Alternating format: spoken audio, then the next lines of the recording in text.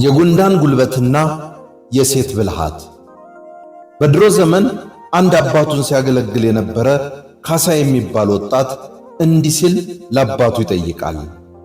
አባዬ፣ አባትም እናትም ሆነህ አሳድገኸኛል። እኔም እስካሁን እያገለገልኩህና እየጦርኩ ቆይቻለሁ። ስለሆነም መርቀኝና የራሴን ሕይወት ልጀምር ነው ይለዋል። አባትም ልጄ፣ እንዳንተ አይነት ልጅ ፈጣሪ ስለሰጠኝ ሁሌም እያመሰገንኩ ኖሬያለሁ። እናም ለአዲሱ ሕይወትህ የጉንዳን ጉልበትና የሴት ልጅ ብልሃት ይስጥህ ብለው ይመርቁታል።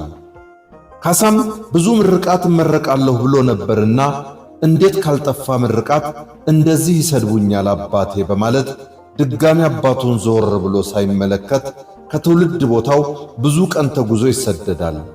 እናም አንድ ቀን መንገድ ላይ አንድ ሽማግሌ ያገኛል። ልጄ የት እየሄድክ ነው ብለው ካሳን ሲጠይቁት ካሳም የት እንደሚሄድ አላውቅም በማለት ይመልስላቸዋል። ሽማግሌው በመገረም ለካሳና እስኪ ቁጭ በል እዚህ ይሉትና ካሳም ከሽማግሌው አጠገብ ይቀመጣል። ከየት ነው የመጣኸው? ካሳም የመጣበትን ነገራቸው። የተናደድክ ትመስላለህ ሲሉት አዎን ተናድጃለሁ ይላል። በል እስኪ ምንድነው ያናደደህ ሲሉት ካሳም ከሕፃንነት ዕድሜ ጀምሮ እስካሁን አባቴን ሳገለግል ኖርኩኝ።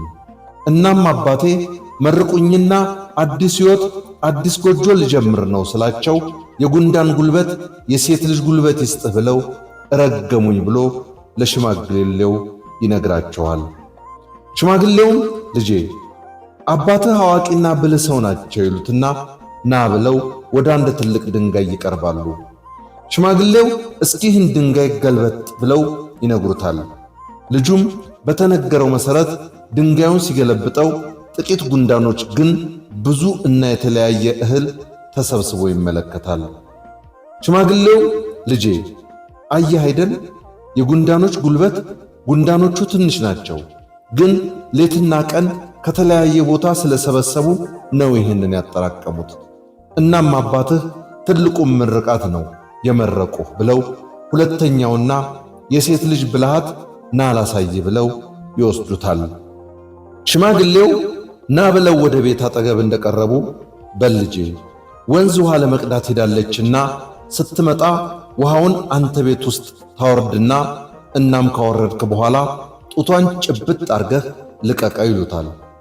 ልጁም እንዳሉት ውሃውን አወርዳለሁ፣ የልጅዎን ጡት ግን አልጨብጥም ይላቸዋል።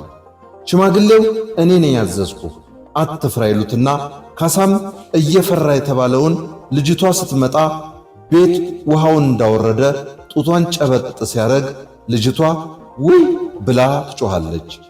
አባትም ውጭ ሆነው ምን ነው ብለው ይጠይቃሉ።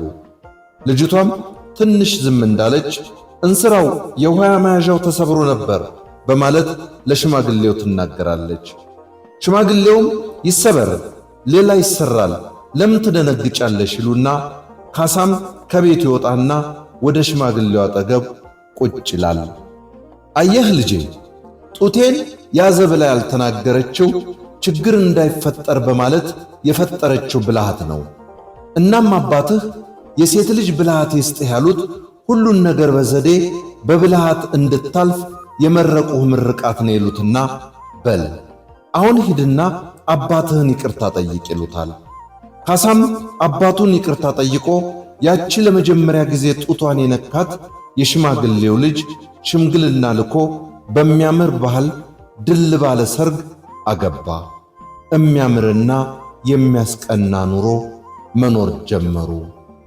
አነቃቂ ገጽ የተገኘ በለጠ ሸቴ ዘሀገረ ኢትዮጵያ እንዳዘጋጀው